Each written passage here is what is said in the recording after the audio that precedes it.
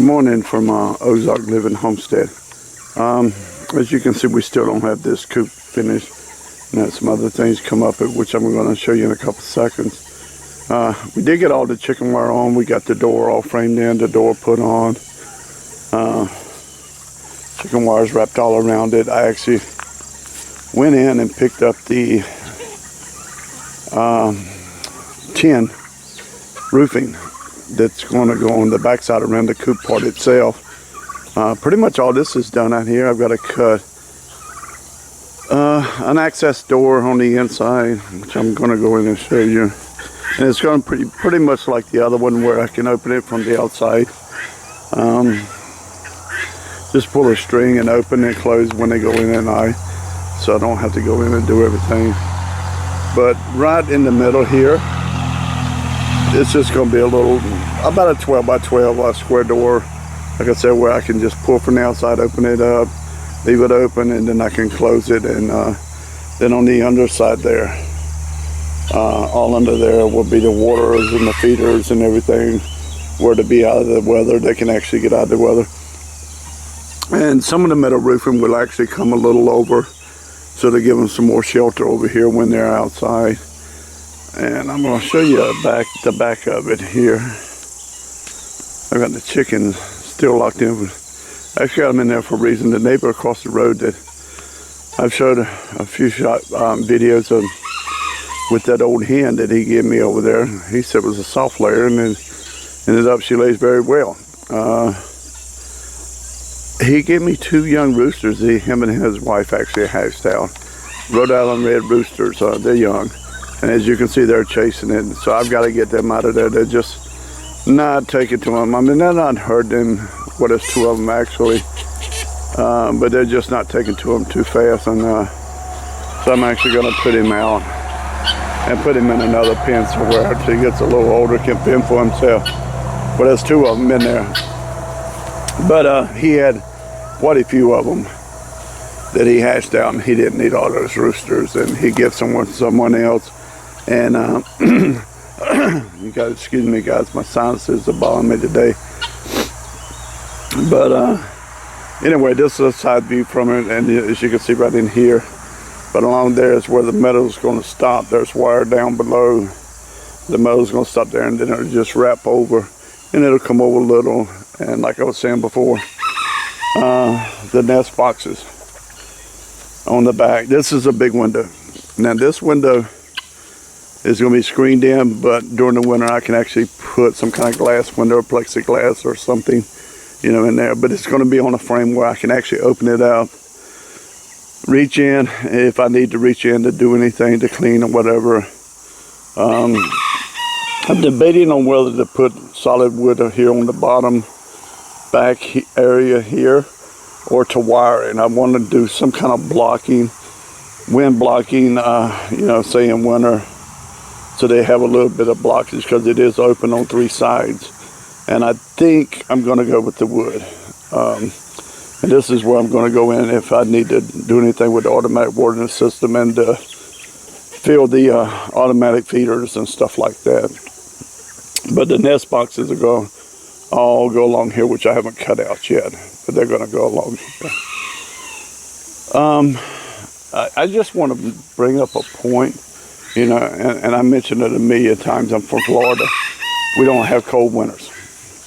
I got up 3-4 days ago, and since my wife had come back up, we put tags and instruments back on her little tractor, and that way when she comes up, again, I haven't really discussed what's going on with that, but anyway, when she comes up, she'll have something to drive. She can go see the grandkids. She can go off, and I don't have to stop to take her places and do things. I keep doing what I'm doing. And plus, she's very independent. I mean, she likes to, when she's ready to go, she's ready to go. So,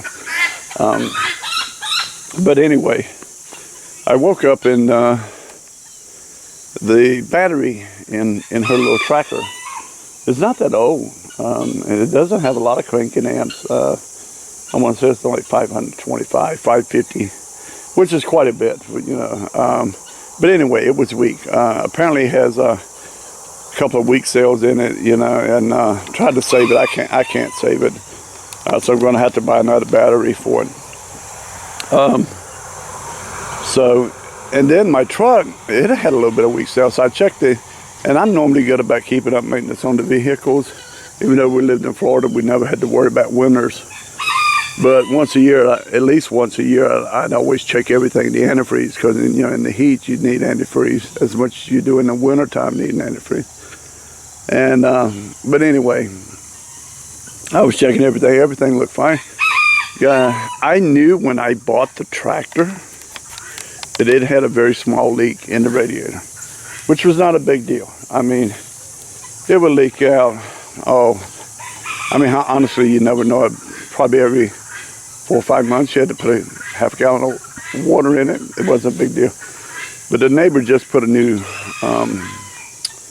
motor in his tractor, and apparently he somehow moving the radiator around got 4 or 5 holes in this radiator. So he had to take it to a shop. The nearest shop is a little over an hour's drive away from here. So he asked me, he says, do you want to take yours while I'm taking mine? We can knock them both out at the same time. He said, I got to go over there anyway. And he said, I'll come down here. He said, I know you're busy. I'll come down here and I'll take yours out. And I said, well, I don't have time to take it out. It really doesn't bother me. I'd like to get it fixed, but it really doesn't bother me. So he actually come down and took it out. I told him, I says, well, if you're going to take it out, I'll drive over. It's a little over an hour's drive over and a little over an hour's drive back. So he actually come down and spent the time and pulled this thing apart and took that that radiator out of there. So I drove over and we took both our radiators over. Luckily well, not so luckily, but glad we did. He actually pressure washed it down, gave it a bath yesterday. I have a pressure washer, but he found a couple little minor things, and he fixed those minor things. One of the things wasn't minor, but it wasn't real major either.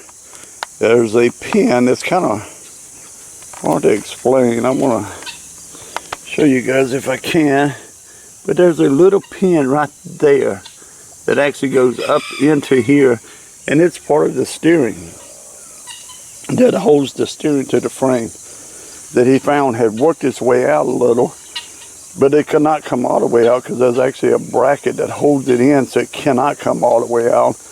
And so anyway, it had worn the end on the threads that thread up in here.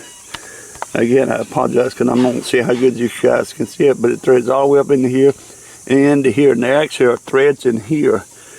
Well, they have worn those threads so it really wouldn't hold. But that little bracket actually bolts in and holds it in, so it was not going to come off. It just has some loose steering in the front. Well, he's got it all worked now. Got it back up now and trying to find a part, and it's almost impossible with this old tractor. So we're going to weld it. And that was another one of the reasons we gave it a good bath. Don't want anything catching on fire from the arcing of that. But the gas tank had a bracket on it that was a little loose. It was sagging on the front side. It was actually, when it would get real hot, it would spit and sputter, and you'd think it was out of gas. When it was not out of gas, what it was doing, it was vapor locking, because the gas tank is dropped down enough on top of the motor, even though there's a shield between it.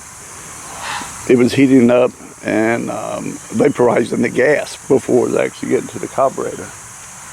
But other than that, we just have, like I said, a few more minor things. You know, some loose nuts and bolts, and give it a good bath, and actually cranked it back up, and she cranked right up, and so actually it's going to be running better than what it was before. But anyway, my point being is, this is the hood and all the fenders. My point being is, a lot of you guys are from the north. You know what cold weather is, and you know what to expect. But I'm sure that, like myself, there's a lot of people, it just slips our minds to check the vehicles, to check the equipment, make sure everything is ready before winter comes. That way we don't have a problem. When we need it, we go out to crank something, or we go out to use it, and it won't work. And just for instance, my pressure washer. was fairly new. Living in Florida, salt air will corrode everything. It'll give you all kind of problems.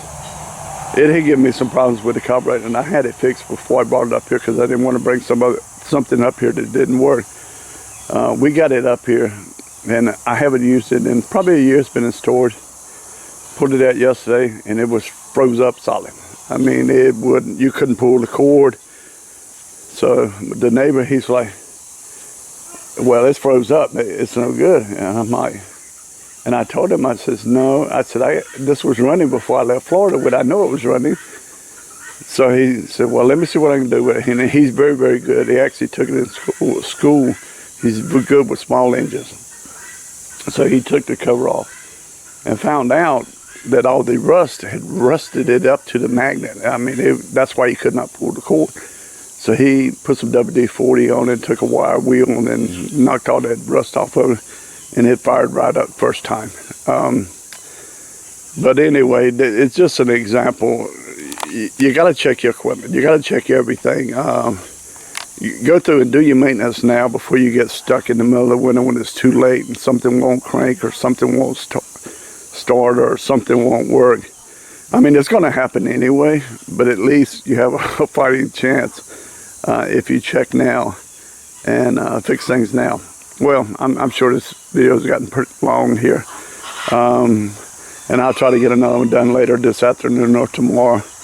I've got to go let those turkeys and chickens out, but all right, guys. Oh, hey, we're actually having a festival here tomorrow morning. It's for the little town that's really not even a town here, but they actually have a parade, a car show. They have bouncy house for the kids, because a lot of people actually come back to these things, and I'm going to try to film it and make a video of it so you guys can get a little idea of this little town.